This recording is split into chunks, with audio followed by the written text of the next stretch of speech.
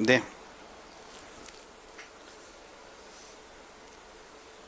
محمد سلیم مون اتاری. مدنی channel پر سلسلہ دلوں کی راحت میں جب پرانے اسلامی بھائیوں کے کلپ چلتے ہیں تو امیر اہل سنت ان کو دیکھ کر، پرانے اسلامی بھائیوں کو دیکھ کر بہت خوش ہوتے ہیں. تو میں نے بھی سوچا کہ میں اپنے پیر و مرشد کے دل میں مزید خوشی داخل کروں.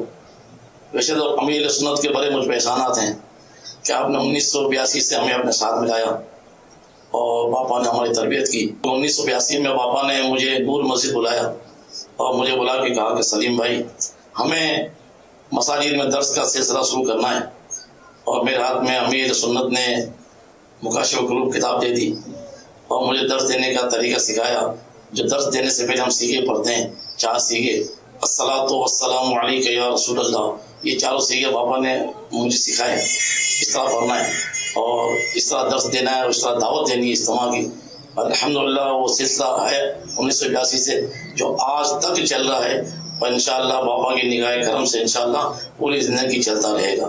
ویسے تو امیر اہل سنت کے مجھ پر بڑے احسانات ہیں کہ باپا نے اپنے کرم سے مجھے چل مدینہ کی سوغات میں مدینہ شریف بھی مجھے لے گئے، مدینہ دکھایا. باپا نے مجھے اپنے ساتھ حج بھی کروایا. یہ باپا کا مجھ پہ احسان ہے.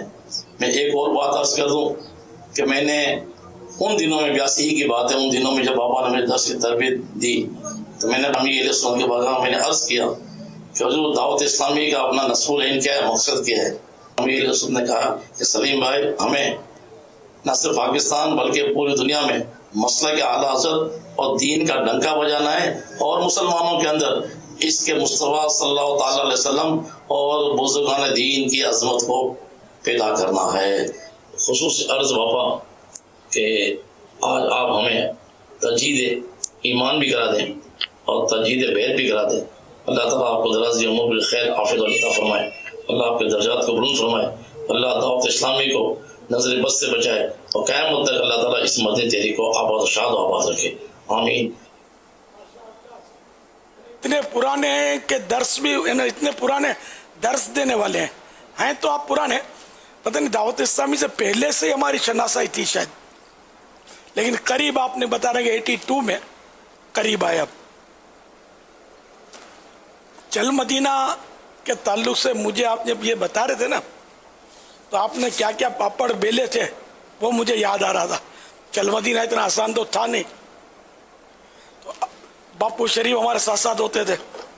تو آپ وہی ہیں کہ شوکت آئس کریم کے یہاں آپ نے اچھل کود کی تھی چل مدینہ کے لیے تو میرے باپو شریف کا زندہ دانت توڑ دیا تھا آپ نے کہیں یہاں.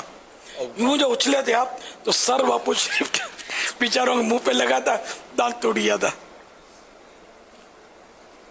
اللہ وہ ایک یادگار واقعہ ہے یہ. اور ٹوٹ گیا ہوگا یا ہل گیا ہوگا ہمارا لے کے وہ ٹوٹ گیا تھا جس کو عام عرف میں کہتے ہیں. تو ماشاءاللہ ہیں بہت پرانے اور اب تک اب تو جیلوں کی ذمہ داریوں میں برسوں سے چل رہے ہیں، جیل خانہ جات کی ذمہ داریوں میں. اور ہیں تو یہ آئے تو آ گئے، یہ گئے نہیں ہے کبھی. ان کو ماشاءاللہ بہت استقامت ہے، کبھی بھی نہیں گئے. مجھے یاد نہیں پڑتا کہ کبھی دعوت اسلامی چھوڑ کر یا ناراض ہو کر بیٹھے ہوں. یہ ماشاءاللہ مستقل چل رہے ہیں استقامت کے ساتھ. اللہ مزید استقامت کو استقامت دے. ہم سبھی دعوت اسلامی چھوڑنے والی تحریک ہے بھی نہیں. صلو علی الحبیب صلی اللہ تعالی. حافظ حنیف صاحب کا میسج آ گیا کہ ان کے بیٹے ہی ہیں. اب تو ان بیٹے کو وقف حماد پہ وقف مدینہ کر اور ساتھ لکھا ہے کچھ نیت بھی کرا دیجئے حافظ صاحب نے. کہ میں نے دیکھو نا بغیر دیکھے پہچان لیا. تو اب تو ان کو مطلب وقف مدینہ کر دینا چاہیے. صلو علی الحبیب صلی اللہ تعالی علی محمد.